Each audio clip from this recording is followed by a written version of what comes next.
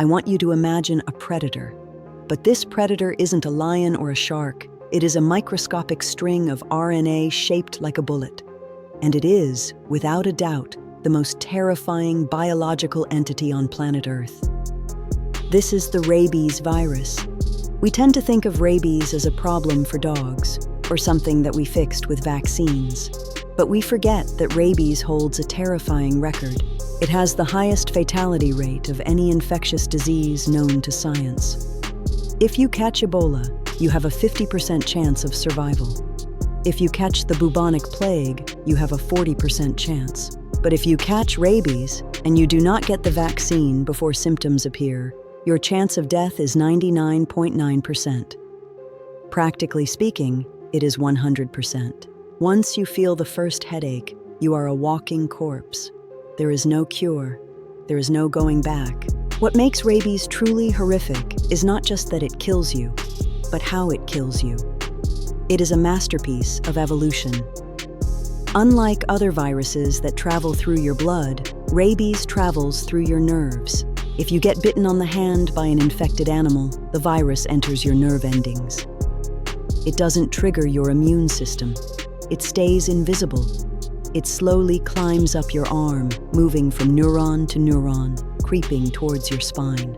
This incubation period is a silent countdown. You feel fine. You look fine.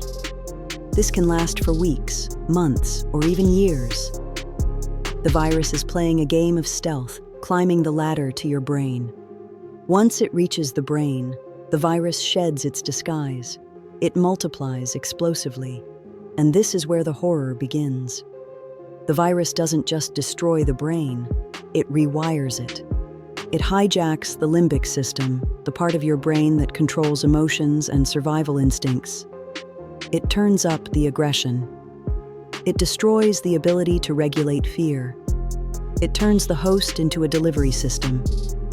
The virus knows that to spread, it needs to get into another host, and the best way to do that is through a bite. So it fills the saliva with millions of viral particles. But there is a problem. If the host swallows their saliva, the virus goes into the stomach and dies. The virus needs the mouth to be flooded with spit. So it creates the most terrifying symptom in all of medicine: hydrophobia, the fear of water. The virus physically seizes control of the muscles in your throat. If you try to drink water or even think about drinking water, your throat spasms violently. It locks shut. It causes excruciating pain.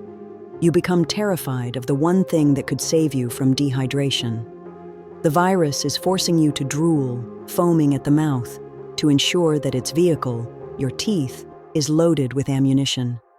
At this stage, the human being is gone. They are confused, aggressive, terrified of light, terrified of water, and driven by a biological imperative to bite. It is the closest thing to a real-life zombie virus that exists in nature. Because rabies has been with us since the dawn of history, it has shaped our nightmares more than we realize. Historians and folklorists now believe that rabies is the origin of the vampire and werewolf legends. Think about the symptoms. A person infected with rabies becomes hypersensitive to light and air. They hide in dark rooms. They repel water. They become aggressive and try to bite others. They often act like wild animals. In the Middle Ages, if a villager wandered out of the woods foaming at the mouth and trying to bite people, they weren't diagnosed with a virus. They were called a monster. We built our entire mythology of the undead around a virus that is still killing 59,000 people a year today. But is it truly 100% fatal? For thousands of years, the answer was a hard yes. If the symptoms started, doctors would simply sedate you and wait for you to die. But in 2004, a miracle happened. A 15-year-old girl named Jeanna Giese was bitten by a bat in Wisconsin. She didn't seek medical attention. A month later, she arrived at the hospital with tremors, slurred speech, and hydrophobia. The doctors knew she was dead. But one doctor, Rodney Willoughby, decided to try something desperate. He theorized that the virus doesn't actually destroy the brain structure.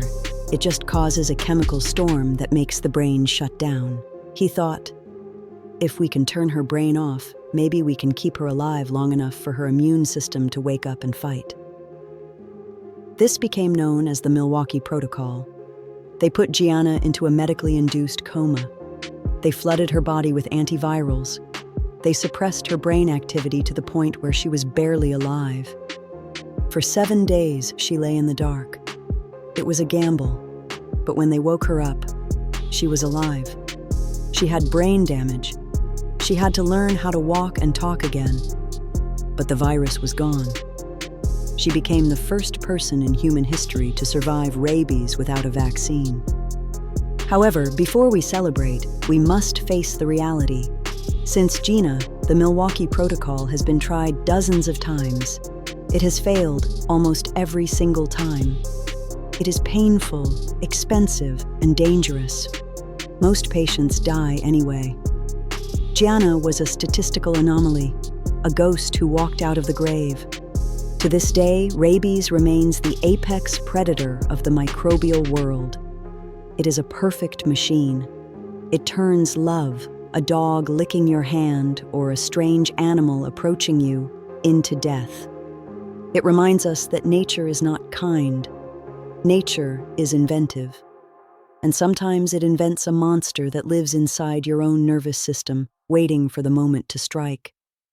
So, if you are ever bitten by a wild animal, or you wake up with a bat in your room, do not wait. Do not wait and see. Go to the hospital immediately. Because once the clock starts ticking, there is no stopping it.